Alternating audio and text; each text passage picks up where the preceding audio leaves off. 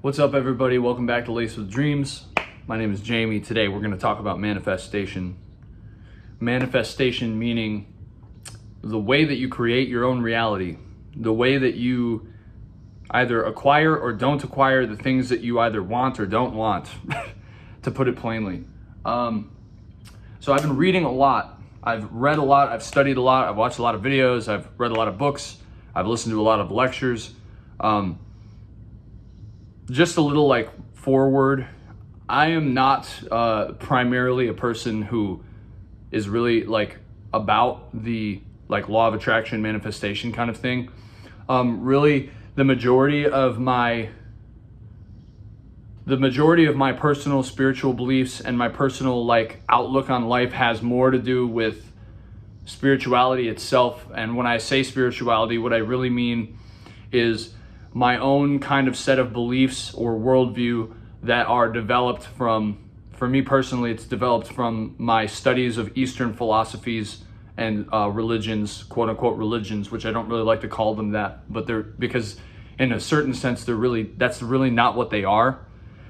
But it's from my own personal studies of those kind of schools of thought, namely Hinduism, Buddhism, Taoism, and Zen, which is also Buddhism, but it's kind of its own thing. Zen is the primary, I think, the primary thing that I focus on. But today I want to talk about manifestation, and I want to talk about the law of attraction. And the reason that I'm talking about that is because I do think that it's a real thing. I just think that it can get easily confused, especially since we as people have this tendency to make things much more complicated than they really are. The truth is, and I've seen this in my own life, and I'm sure that if you're here that you've seen it in your own life too, that the things that you believe or the things that you have faith in are kind of what happens, right? And so for me, just a broad example that hopefully a lot of people can relate to, in my life, when I believed that the world was a negative and darker place and that people were shitty and mean and that the world was lonely and in a cold place, I used to have that kind of inner belief before I found my spiritual awakening, I guess you can call it. People were mean to me. People took advantage of me. People abused me. And that was because of the way that I believed the world to be, right? And so if I believe the world to be a dark and cold and hateful and negative place, then dark, cold, negative, hateful things are going to happen to me. Or more, but to be more accurate about it, really it's just that I'm seeing those things more, right? And when I had my kind of transition into this inner work that I started doing around the age of 17, but mostly 18, 19, and 20, and I'm 24 now. When I had that transition and I started to see the world more as a unified, positive, warm, safe place, I started developing relationships with people that were more positive, that were more beneficial to me. I was more beneficial to other people. My connections to people grew deeper. I became a happier person. More good things started to happen to me. That's just generally speaking, right? And so the way that this law of attraction, manifestation stuff, I really hate using those buzzwords because that in a certain way that is kind of just what they are. They're buzzwords that we kind of use a little too often, a little too loosely. But what you believe this world to be is what it's going to be, because you live in this world that is unbelievably, incomprehensibly complex, that there's so much information, so many things happening around you in this present moment that you can't possibly perceive all of it.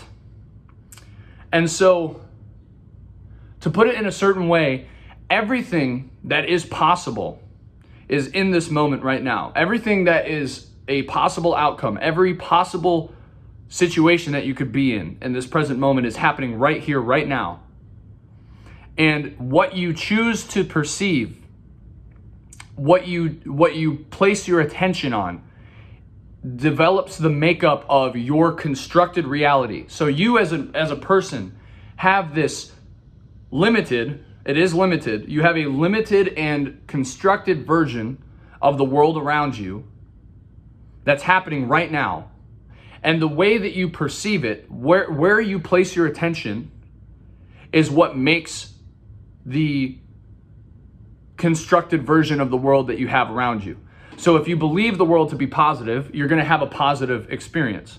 If you believe that the world is negative, you're going to have a negative experience. Now, let's talk about why that works with, I'm going to talk about how that ties into the law of attraction and how it ties into manifestation. If I believe that I'm going to succeed in X goal, then I'm going to succeed in X goal. But I have to truly believe that. And the way that I believe that is going to be different for whoever, like what kind of person I am, what I choose. Like we used to believe, and this still is a pretty common belief, that things arise, that things are achieved through extreme amounts of dedication, consistency, and hard work. And that does work. There's nothing wrong with that. But the reason that it works is because if I want to be, I want to be like jacked. I want to be like a bodybuilder, right? Well, the way that I get there is that I start lifting weights and I do my exercises and I'm dedicated and I work hard at it every day. And I watch my diet and blah, blah, blah, right? And it would be very difficult for anybody who wants to do that to get themselves genuinely to believe that they would be of a strong physical stature and become like a bodybuilder without doing those things, right? But the action of doing that every day and the consistency and the work and the working hard at it is what makes you believe, is what changes your internal state into believing that you're going to become this person, right? You're going to become this this physically fit individual. And so the misconception that we have is that the external thing that I did is what caused my physical appearance to change. But the reality is, the truth is, that your internal state and the way that you think about yourself and the way that you feel about yourself was affected by what you did. And that thing that you did gave you leverage to change your internal state and thus believe something different about yourself over time. And then you became jacked, right? But if you were able to mess with your mind and get yourself into a place where you believe that you would be physically fit without even doing those things, then you would be physically fit without even doing those things. But that's very difficult because the way that our consciousness works is we're like evidence-based creatures, right? We need like some sort of evidence. So yeah, if you really believed inside that you were going to win the lottery, for example, and you go and play a lottery ticket, guess what? You're going to win the lottery. But how are you going to believe it? That's the thing, right? Like, are you really going to believe? And also, is that really what you want? Like people, like that's the other thing, is that you have this whole other part of your psyche that you're not even, and this is something that's proven in neuroscience. You have the subconscious part of your psyche that you're not even consciously aware of. And so like we think, that if I go and win the lottery, or if I go and play the lottery and I win it, like that's going to make all of my problems go away and my life is going to be great. And it's not really the case. And a lot of people have gone into that, so I'm not going to go deeply into it. But the fact of the matter is that the way that you feel inside about yourself, the internal feeling that you have about your life, about your outlook on life, and the way that you feel about yourself is the most important thing. That is the thing that affects everything around you the most. So if I have a positive outlook, I'm going to receive positive outcomes. If I have a negative outlook, I'm going to receive negative outcomes. That's just the way that it works. And so that's why, like, sometimes you see people, let's go back to the physical fitness thing, because that's a good example. Like if somebody, have you ever noticed that like some people are physically fit and they don't do anything. Like they're just really toned and they're really like, they're really in shape and they don't actually exercise. They don't do anything, right? And it's because of the way that they feel about themselves inside. We have all of these explanations, right? Like genetics and whatever, and that's true. But what we don't realize is that all of those explanations are just us receiving answers for things that we're seeking answers to, right? So like when, to get a little esoteric, when we look at this universe and science over the course of hundreds of years, science has had this kind of objective, which is to take the universe and break it down into its tiniest little parts in order to find out what it's all about. And so we see the world as we see it. Like you're looking around you and you might see a room or trees or wherever you are. You're going to see these things, but then you're going to break it down into something smaller. And you're going to see that it's made out of molecules. And then you're going to break those molecules down and you see that they're made out of atoms. And then you break those atoms down and you see that they're made out of protons and neutrons and electrons. And then you break those things down and they're made up of whatever they are made of. I think it's like quarks or something. I don't know. I'm not a scientist, but and then you break those things down and they're made out of something smaller. But the truth is that the reason that you see that, the reason you perceive that is because you're looking for an answer. You have a question in your mind that you need answered. And you're going to find some sort of explanation. And see, those things might have not even existed were it not for you breaking it down, us human beings breaking it down and looking at it and trying to find an explanation for it. And in the same way, that's sort of the way that we create our reality. That's the way that we create the truth is that consciousness, because you are a conscious creature, consciousness is what creates your reality. And so, and also reality cannot exist without consciousness, because what would there be if there was nothing to be conscious of what is? I know that sounds like really paradoxical. It's a very complex way of putting it, but the point that I'm trying to make, the point that I'm trying to get to is that if there is something that you want or that you want to achieve in this life, the most important thing is that you have faith and belief that you are going to achieve or gain it. And there are various ways that we have to approach that. Because if we look at things, like if I want to achieve this goal and I am constantly looking for evidence that I'm going to achieve this goal, then the constantly searching for evidence is it's a little seedling of doubt. And when you have that seedling of doubt that it's not going to work out for you, maybe it's not going to work, maybe it won't, and you're fixated on that a little bit, like you're a little worried about it, right? You're creating that friction and you're creating that resistance that's going to stop it from coming into your life.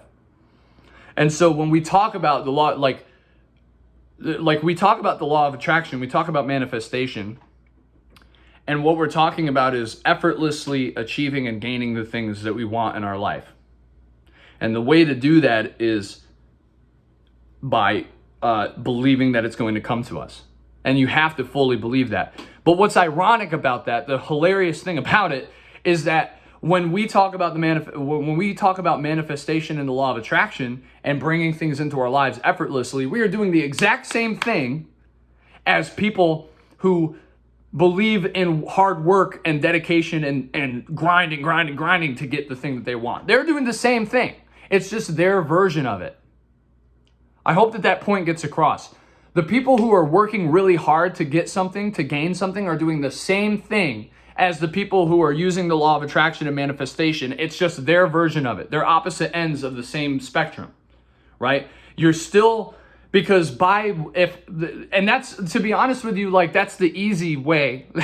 like doing things through hard work and dedication and consistency and commitment is kind of like the easy way for some people to gain, to use the law of attraction, because like I said, human beings are evidence-based creatures, right? Like we need evidence that something is going to work. So if I want to gain something, the most probable way for me to get myself to believe that is by having some sort of physical evidence that I'm moving closer and closer to that thing.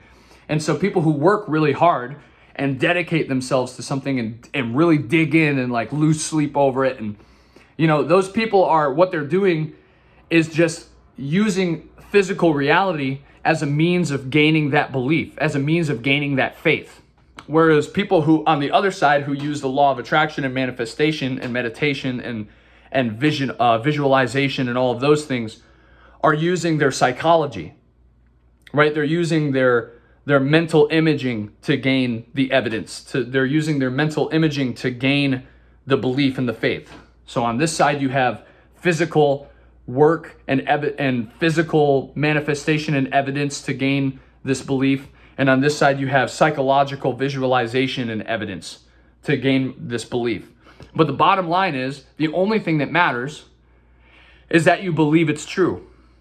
Is that you believe that by getting yourself into a mindset where I have genuine, complete faith without a doubt that this thing is going to come to me, it's going to come to me. And when you're using the psychological side, when you're using the law of attraction and manifestation, the important thing is that you don't become overly attached to it. Because when you become overly attached to this thing, you're constantly seeking evidence. You're worried, right? Like it's a worry. That attachment is a worry. It's an anxiety. And that anxiety kind of brings you to this place where while you're looking for evidence that it's going to work, you're also looking for evidence that it's not going to work. And that's kind of the advantage that physical work has over the law of attraction and manifestation, is that if I genuinely believe in my heart that I can achieve anything no matter what, as long as I work as hard as I can towards it, then that doubt is kind of squashed. You're squashing that doubt and pushing it away, right? But the downside to the physical work and evidence-based approach to belief and faith, the downside to that is that maybe I shame myself. Maybe I have a little bit of inner doubt about myself, my ability to work hard, or my ability to learn skills. Maybe I have. So while this side has the downside of maybe it's not going to work out. Like maybe I'm anxious that maybe I'm wrong, or I'm anxious that I don't see how this is going to happen, so I'm afraid of it. On this side, you have the downside of, well, maybe I'm not good enough. Maybe I'm not able to put in the effort, and maybe I'm not really strong enough and consistent enough, and maybe other people are working harder than me, right? So both of these things have drawbacks on both sides. But in the middle, you have the one important thing, which is faith. In all of the books that I've read and all of the lectures that I've listened to, all of the studying I've done, all of the meditation that I've done in my life, the conclusion that I've come to is that everything is based off of belief and faith. Your entire perception of the world is based off of what you believe and what you have faith in or what you don't have faith in. So, bottom line, if you think that your life is if you believe genuinely that your life is going to get better, that you're going to have positive outcomes, that you are going to acquire abundance, that your life is going to be abundant and happy and joyous, that's what's going to happen for you. That's the bottom line. That's what's going to happen for you because you're looking for that. And that's the path that you're on. And truthfully, to be honest with you, it does not matter whether you use the law of attraction and manifestation or whether you work really hard and grind towards it. It does not matter. The only thing that matters is that you have a genuine faith and belief that it's going to work out for you. So I hope that was helpful. I hope that cleared things up. And I hope that that gave you guys some extra yeah, you're right. Because we need that affirmation sometimes. It really helps. Like I make these videos and I also watch videos like these because I'm like, you need that affirmation. You need that little bit of extra yeah, you're right. It is true. And it is true. There's so much evidence of it.